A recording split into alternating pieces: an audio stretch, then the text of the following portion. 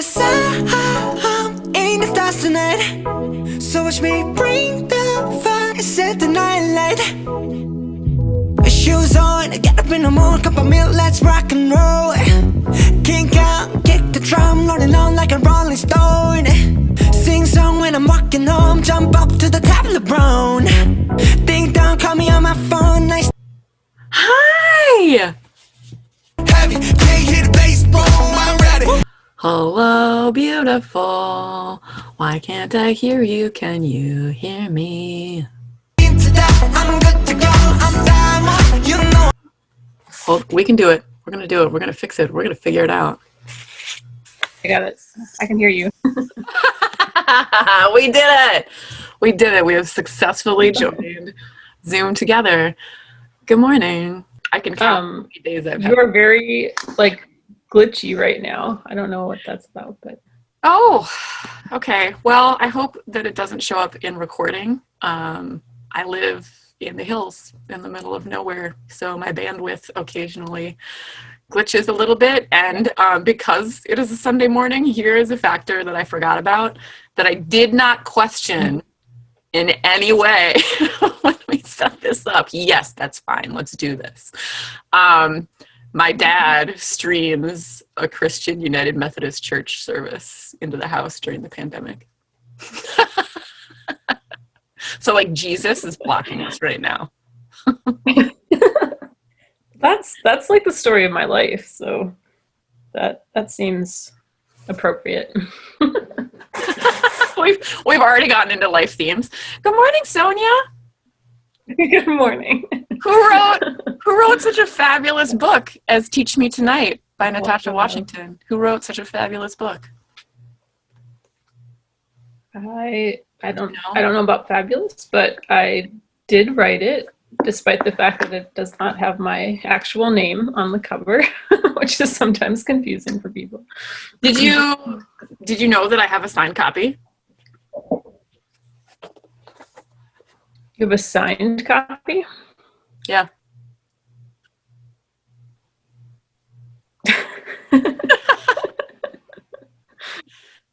It's signed Natasha Washington. I don't think I signed that.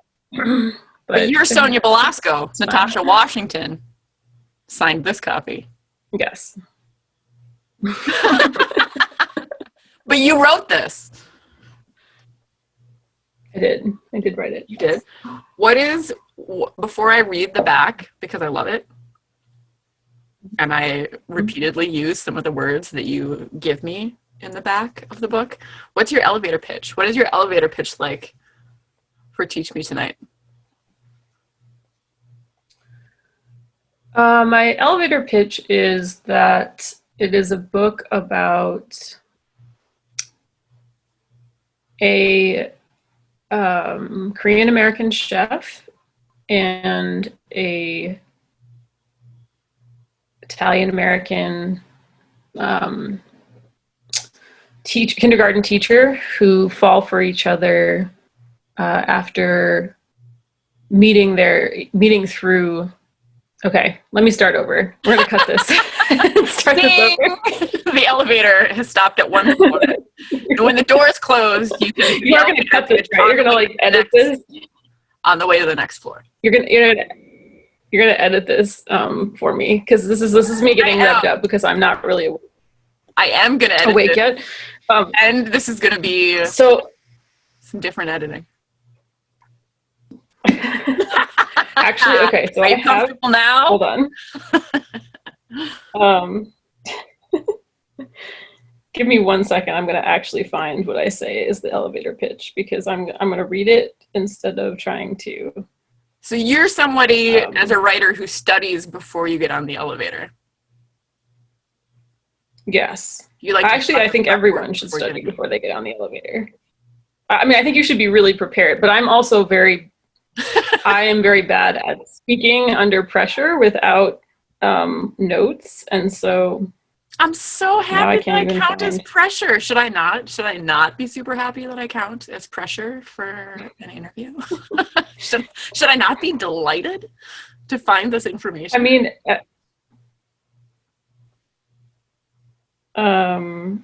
I mean, everyone who asks me to speak in public counts as pressure, so it's not really personal. Okay, so here's the elevator pitch. It literally says the elevator pitch before it. Nick is a kindergarten teacher who writes songs for his students about photosynthesis and doesn't believe in soulmates.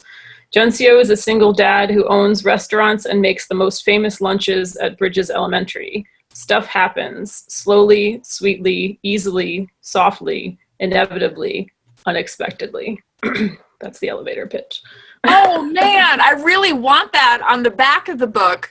I really want that on the back of the book because that has more words in it that I would constantly use. Not just stuff happens, which I love and is a great example of your writer voice, but oh man, sweetly, softly, slowly.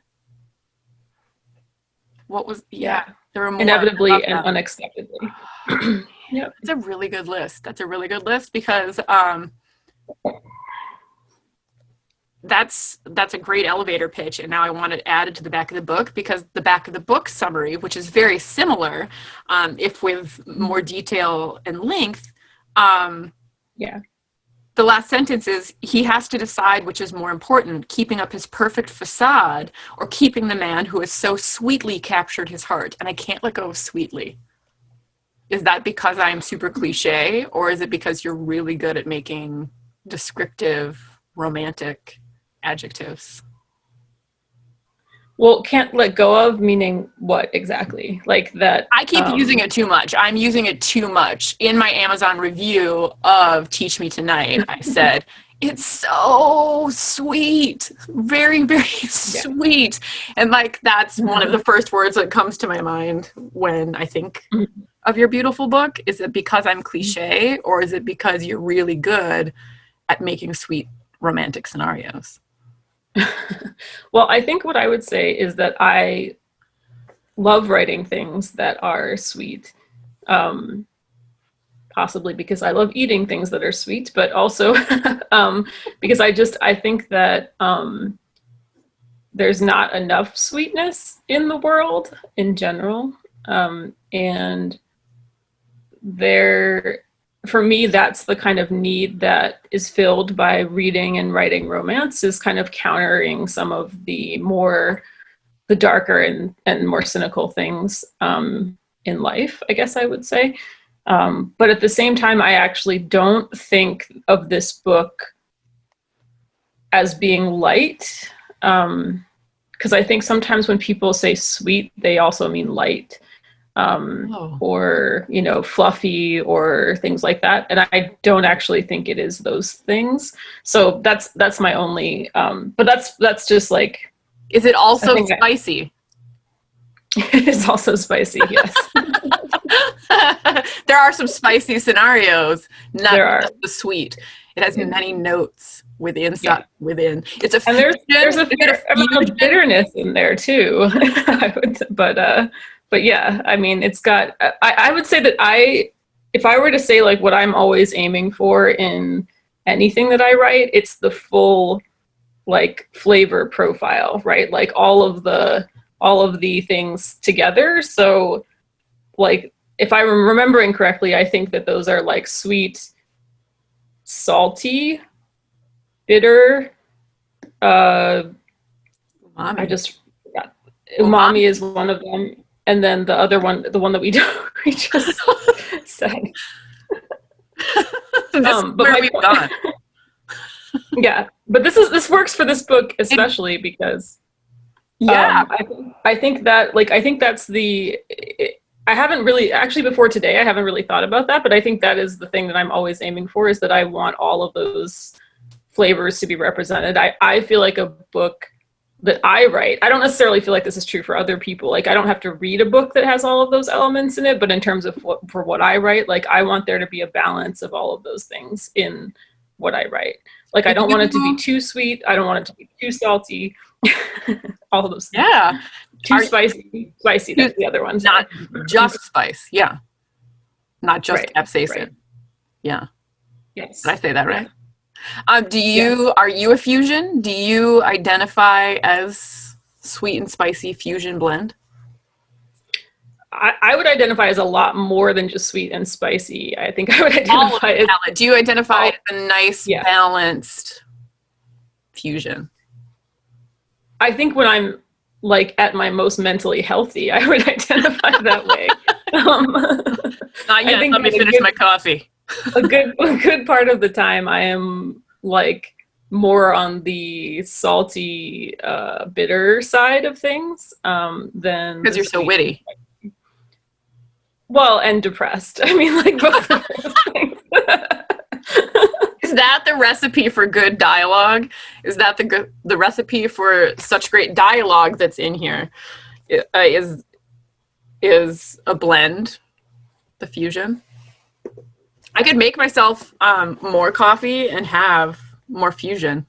Does my instant coffee that I'll make for myself right now, does this count as fusion of French and Korean auntie instant coffee? Yes, definitely. Well, I'm fusion help our dialogue. Yes, I mean, I have a lot of feelings about dialogue, so I could talk about that for a long time. Please probably, do. I mean, but- give us some dialogue while I give myself some more French Korean fusion. No, I was kidding. I'm not kidding. No. I mean, I think to me, what's the right way to say this? I think that dialogue to me has always been one of my strengths as a writer. I have to be careful sometimes to not use it as a crutch, because I think that there's a lot you can do with dialogue, but you can't do everything with dialogue. You're prone to sit and talk. Yeah, like I think, and I know my friend Rowan would, like we've talked about this before, like Rowan Parrish, who is a extremely awesome queer romance writer, who also is really great at dialogue. I think that our problem is that we will, if not kind of reined in, we will just literally have stories where people just sit and talk, like, and that's all they do. And there has to be like more than that in it. And sometimes the thing that I will write dialogue. What can't dialogue do?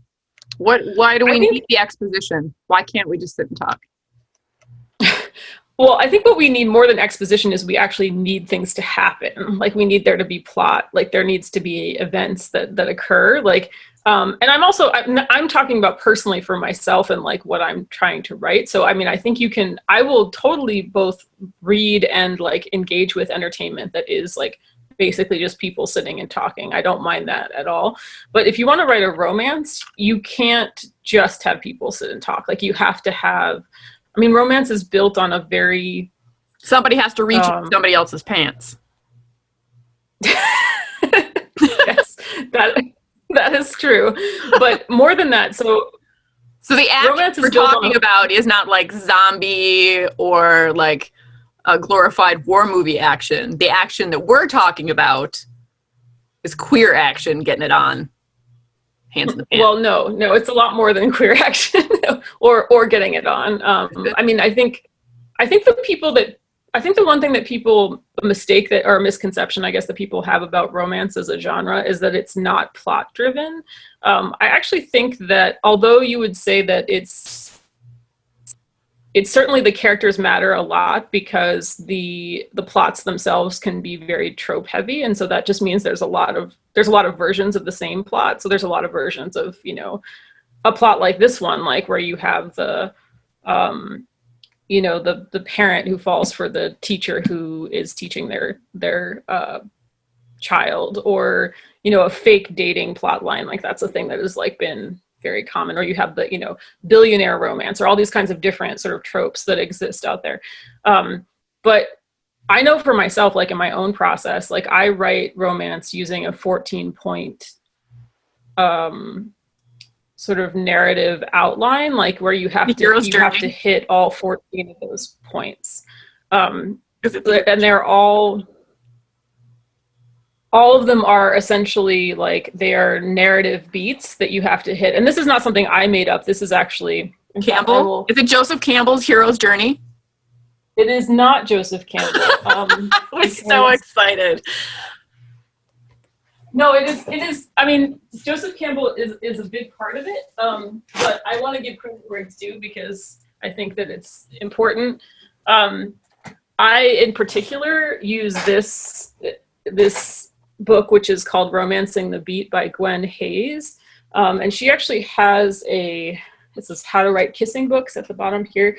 It has a What? it has an outline within it. And you can use this for literally anything. Like you Sure. do not have to use this for romance. But like she has a template actually for Scrivener and also for like for Microsoft Word, whatever outline kind of thing you want to do, where she lays out all of the 14 points, the sort of beats that you hit. So you really study before you get on an elevator. Yes. Like, in this case, I am ready for whatever happens on this elevator. Because I have studied it and I know my shizzle.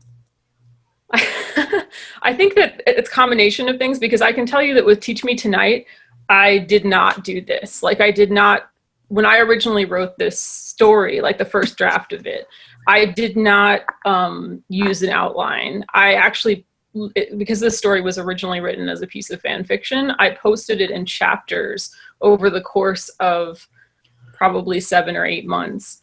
And I just wrote those chapters like as they came to me. And then later when I decided I was going to actually turn it into a novel, which required quite a bit of like revision and also expansion of the book, because it was about 40,000 words as like a fan fiction, and then it became about 65,000 words like as a novel.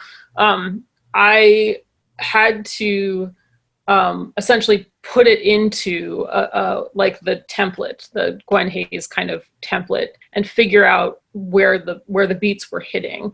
And the thing that was actually kind of awesome about Teach Me Tonight was that it actually already hit pretty much all of those beats in the original version of it. But I ended up having to make a lot of changes just in the expansion process because it was mostly about pacing. And that's kind of what my process is in general, is that I usually I write a short draft, like I write a draft that is too short, where I'm kind of just getting it out there, like just getting like the basic, like the structure of it out there.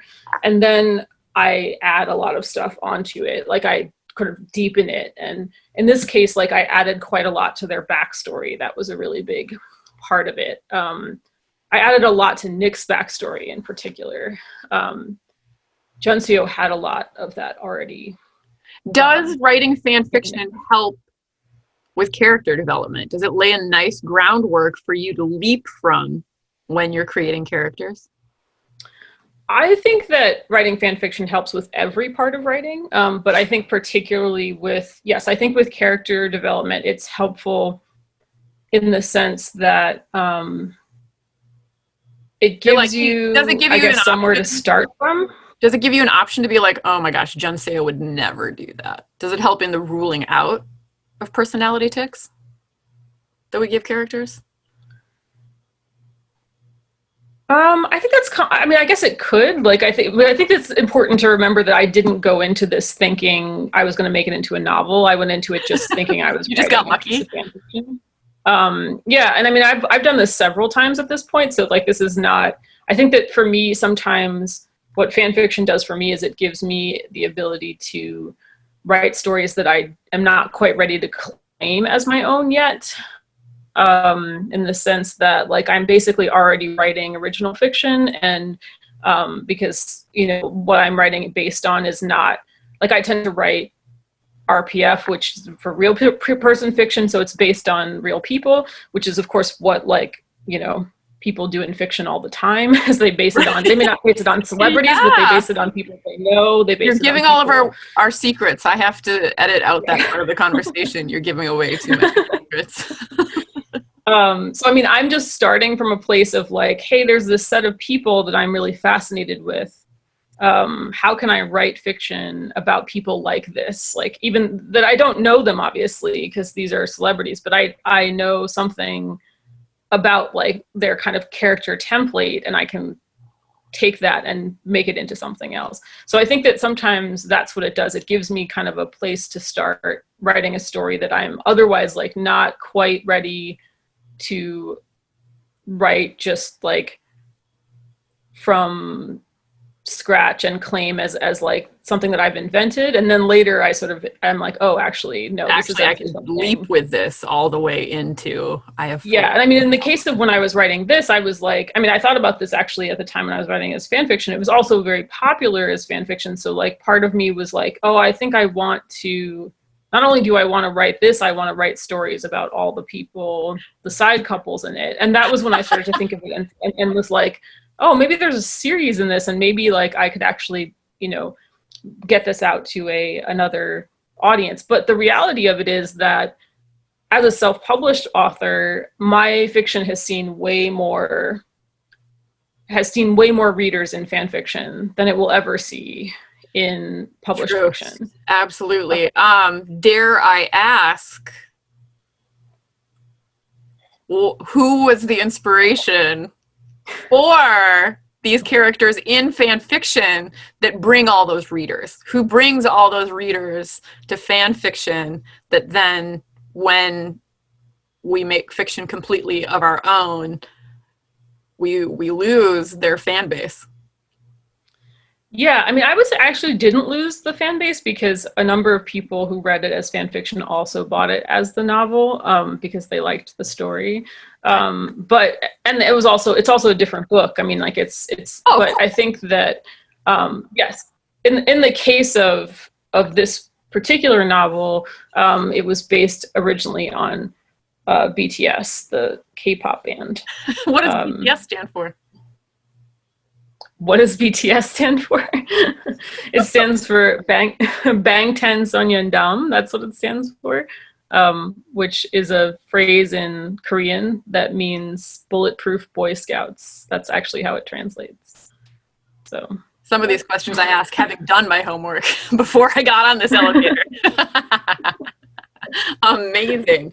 And also a really good elevator pitch for self-publishing too, I think, is that if you're having success with something that doesn't want to go through the traditional button-down publishing process, but you already know that there's a niche for it and it's successful, that you should go ahead and still release it to the world, and just release it to the world in a different model because people are obviously drawn to it.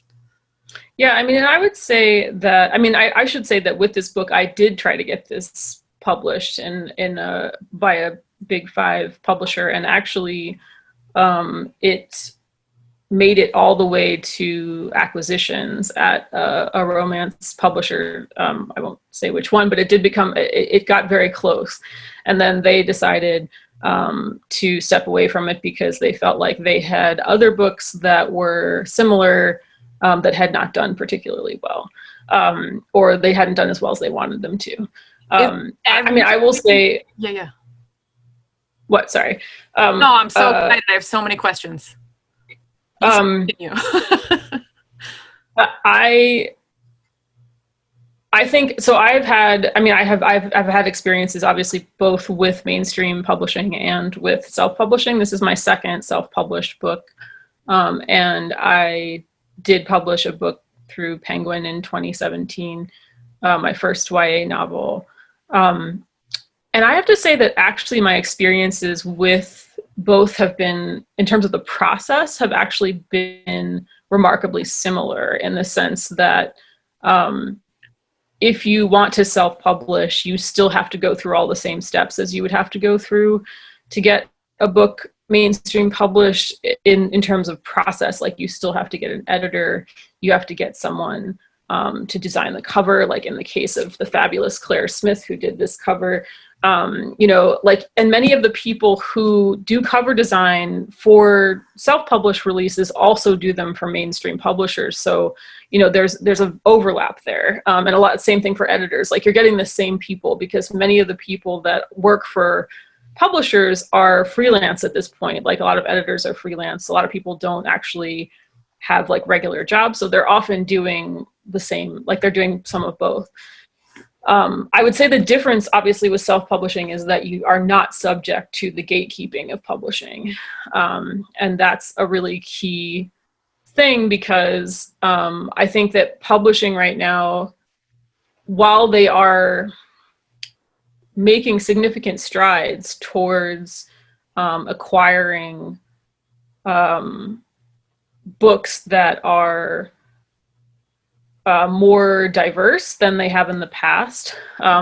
As you would know if you read the extremely obvious New York Times piece that just came out 2 days ago, they just did research and basically found that within the last 50, 60 years that 95% of the books that were published by mainstream publishers were white people. Obviously, I am white, so I'm not, I don't fall outside of that category. But I think the other piece of that they didn't talk about as much, because they really focused on race, is that also a really high percentage of those people are not queer. They are, however you want to identify that as, and a lot of them are also not women. And the thing that you run into a lot in publishing is that they are very risk adverse. So basically, like, if you don't have a proven track record, then what they want is a book. They want a book that, like, they feel like is guaranteed to sell, even though obviously no book is guaranteed to sell. So what they have been doing recently is that just within the last 5 years or so, I would say, romance novel publishers, like typical romance novel publishers, people like Harlequin and different imprints of other, the big five kind of publishers, have started to acquire queer romance. And before that, they did not acquire any of those romances at all. And as a result of that, they are, it's a little frustrating, because I think that what was happening before was that there were a number of small queer presses that were, hi Bailey. There were a number of small queer presses that were publishing queer romance. And since, I guess, over the last couple of years or so, most of those presses, for various reasons, have gone under. So there's almost none of those left, which means that essentially the choices that you have as far as publishing goes are between the very few kind of small queer presses that still exist, and then mainstream publishers, and then the self-publishing as the other route. And the self-publishing market is just completely oversaturated. So it's very hard to make yourself stand out in that kind of a market. But if you already have readers from doing fan fiction and you can transfer a fan base, has that felt good that they followed from? Yeah, I mean, the number that did, it wasn't a huge number, I think, and also the problem was that I had already published this as, so some people may have felt oh, well, I already read this, I don't necessarily need to read it again. But, and some people are also only in it to read about BTS, they don't necessarily want to read something that is, not about those group of people, which I totally understand. But I do think that fan fiction, I know that for a fact that for many self-published writers, fan fiction was their launching point. They had, I know Zio Axelrod, for example, who is another queer romance. She writes actually both queer and straight romance. And she...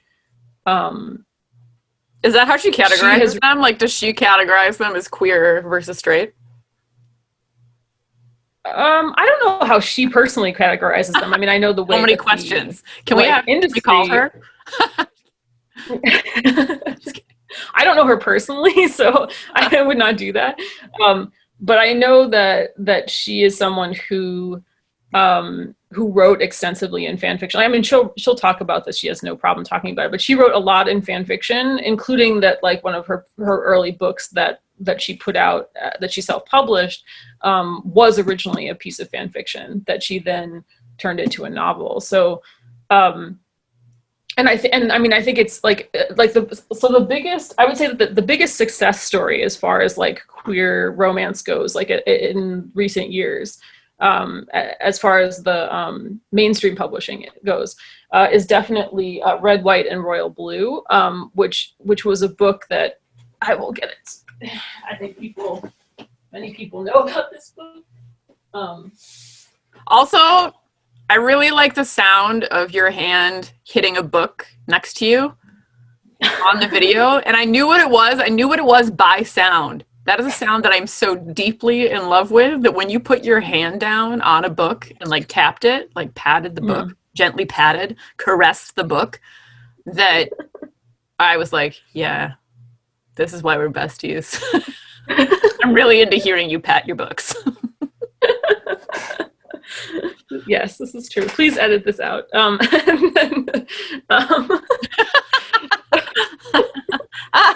laughing because it's true.